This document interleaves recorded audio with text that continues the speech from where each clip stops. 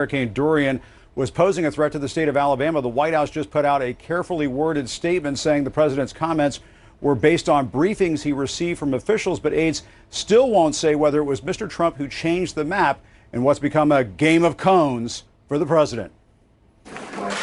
Leaving what may become an indelible mark on the Trump presidency, it was hardly a master stroke. Now the White House is dragging its feet, admitting just who altered the weather map held up by the president in the Oval Office, falsely showing Alabama in the path of Hurricane Dorian. Aides refuse to say whether it was doctored by the president. That was the original chart, and you see it was going to hit not only Florida but Georgia. It could have was going toward the Gulf. That was what was originally projected.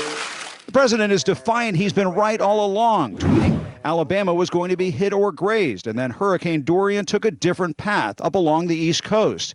That followed this tweet from Mr. Trump. This was the originally projected path of the hurricane in its early stages. As you can see, almost all models predicted it to go through Florida, also hitting Georgia and Alabama. But hold on. Zoom in on that spaghetti-lined map. It's from August 28th, roughly 4 days before the tweet that got the president in trouble in the first place, when he said on Sunday, in addition to Florida, South Carolina, North Carolina, Georgia, and Alabama will most likely be hit. It may get a little piece of a great place. It's called Alabama, and Alabama could even be in for at least some very strong winds and something more than that. But that's not true. Contrast what the president said Sunday with this map provided by NOAA, which shows at that moment the storm was nowhere near Alabama. I know that Alabama was in the original forecast. They thought it would get it as a piece of it. Sources tell CNN the map was altered just before the president presented it to the public. White House aides know who did it, a problem for the president's team. As Mr. Trump has already said, he doesn't know what happened. That map that you showed today, it looked like it almost had like a Sharpie. I don't know. And there's one more problem. As a Fox News meteorologist noted, it's a violation of federal law to falsify a National Weather Service forecast. Democrats are pouncing. I feel sorry for the president. I don't know if he felt it necessary to pull out a Sharpie and change the map. I don't know if it was one of his aides believed they had to do that in order to protect his ego.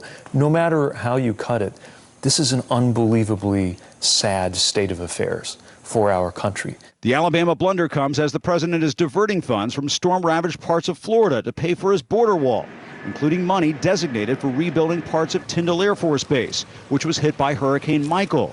Mr. Trump had pledged he was coming to Tyndall's rescue. I've just come from a stop at Tyndall Air Force Base where I saw the devastating effects of that Category 5 hurricane. Category 5. Never heard about Category 5s before. So we're rebuilding the whole place, and we're doing a job. Now, just in the last hour, Homeland Security and Counterterrorism Advisor Rear Admiral Peter Brown released a statement on the altered map. Here's a portion of it. We can put it up on screen. It says, while speaking to the president on Sunday, September 1st, the president addressed Hurricane Dorian and its potential impact on multiple states, including Alabama. The president's comments were based on that morning's Hurricane Dorian briefing, which included the possibility of tropical storm force winds in southeastern Alabama. But, Wolf, we should point out information coming from NOAA, the maps coming from NOAA, the atmospheric agency show that during that same time frame, there was only a 5 to 10% chance of tropical storm force winds in that same corner of southeastern Alabama, Wolf. And getting all of that to the side, putting that off to the side, it should also be noted that statement does not say who drew on the map. The White House appears to be drawing a line around that information tonight, Wolf. And shortly after the president made that statement about Alabama, the government's own National Weather Service issued a correction saying Alabama faces no threat whatsoever. That's exactly right. Jim Acosta reporting for us. Thank you. There's a lot we need to discuss. Our experts and our analysts are here. We will have a serious conversation about this when we come back.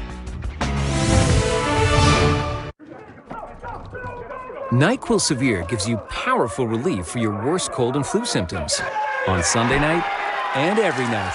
NyQuil Severe, the nighttime sniffling, sneezing, coughing, aching, stuffy head, best sleep with a cold medicine. Where were you when it happened?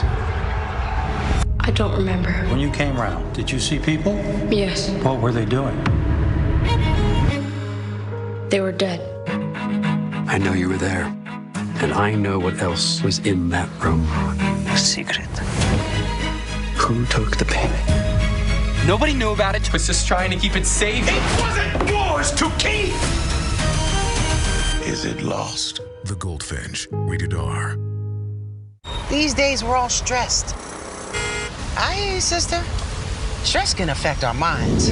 I call this dish stress. Stress can also affect our bodies. So I'm partnering with Cigna to remind you that your emotional and physical health are more connected than you think. Go in for your annual checkup and be open with your doctor about anything you feel, physically and emotionally, body and mind. Cigna, together, all the way.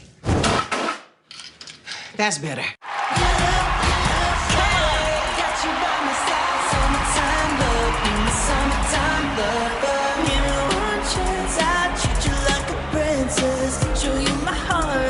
Are we supposed to dance? Boy bands without dancing are just okay. Get a better than just okay unlimited plan with Spotify Premium included on America's Best Network. Only from AT&T. More for your thing. That's our thing. We use Angie's List because we can always find great local pros. For any type of home project. I use Angie's List if I need to find a plumber. An electrician. A painter. I always use Angie's List because it's free.